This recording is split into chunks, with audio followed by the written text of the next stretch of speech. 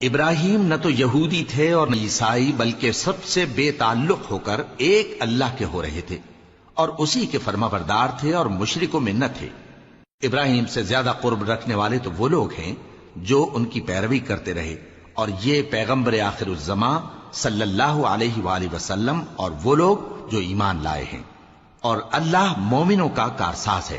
اے اہل اسلام، بعض اہل کتاب اس بات کی خواہش رکھتے ہیں کہ کسی طرح تم کو گمراہ کر دیں، حالانکہ یہ تم کو کیا گمراہ کریں گے، اپنے آپ کو ہی گمراہ کر رہے ہیں اور نہیں جانتے۔ اے اہل کتاب، تم اللہ کی آیتوں سے کیوں انکار کرتے ہو اور تم تورات کو مانتے تو ہو؟ اے اہل کتاب، تم سچ کو جھوٹ کے ساتھ خلط ملط کیوں کرتے ہو اور حق کو کیوں چھپاتے ہو جبکہ تم جانتے بھی ہو؟ اور اہل کتاب کا ایک گروہ اپنے آدمیوں سے کہتا ہے کہ جو کتاب مومنوں پر نازل ہوئی ہے اس پر دن کے شروع میں تو ایمان لے آیا کرو اور اس کے آخر میں انکار کر دیا کرو، تاکہ وہ اسلام سے برگشتہ ہو جائیں اور اپنے دین کے پیروں کے سوا کسی اور کی بات کا یقین نہ کر لینا۔ اے پیغمبر، کہہ دو کہ ہدایت تو اللہ ہی کی ہدایت ہے۔ وہ یہ بھی کہتے ہیں، یہ بھی نہ ماننا کہ جو چیز تم کو ملی ہے ویسی کسی اور کو بھی مل سکتی ہے، ورنہ وہ تم پر تمہارے رب کے روبرو حجت قائم کر دیں گے۔ اے پیغمبر، کہہ دو کہ بزرگی اللہ ہی کے ہاتھ میں ہے، وہ جسے چاہتا ہے دیتا ہے، اور اللہ کشائش والا ہے، علم والا ہے۔ وہ اپنی رحمت سے جس کو چاہتا ہے خاص کر لیتا ہے، اور اللہ بڑے فضل کا مالک ہے۔ اور اہل کتاب میں سے کوئی تو ایسا ہے کہ اگر تم اس کے پاس دیناروں کا ڈھیر امانت رکھ دو تو تم کو فوراً واپس دے دے، اور کوئی اس طرح کا ہے کہ اگر اس کے پاس ایک دینار بھی امانت رکھو تو جب تک اس کے سر پر ہر وقت کھڑے نہ رہو تمہیں دے ہی نہیں۔ یہ اس لیے کہ وہ کہتے ہیں کہ امیوں کے بارے میں ہم سے مواخذہ نہیں ہوگا۔ یہ اللہ پر محض جھوٹ بولتے ہیں اور اس بات کو جانتے بھی ہیں۔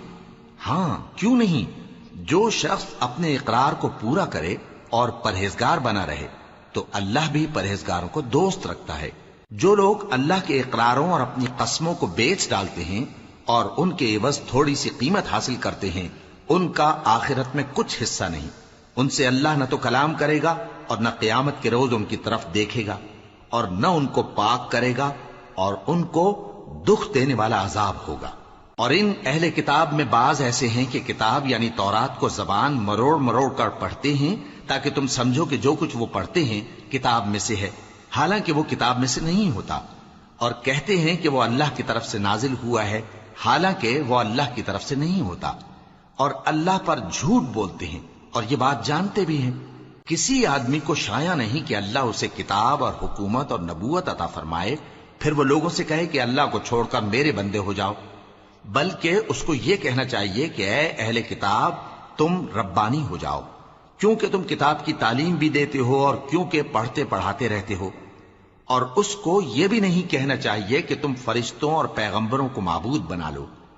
بھلا جب تم مسلمان ہو چکے تو کیا وہ تمہیں کافر ہونے کو کہے گا؟ اور جب اللہ نے پیغمبروں سے عہد لیا کہ جب میں تم کو کتاب اور دانائی عطا کروں پھر تمہارے پاس کوئی پیغمبر آئے جو تمہاری کتاب کی تصدیق کرے تو تمہیں ضرور اس پر ایمان لانا ہوگا اور ضرور اس کی مدد کرنی ہوگی۔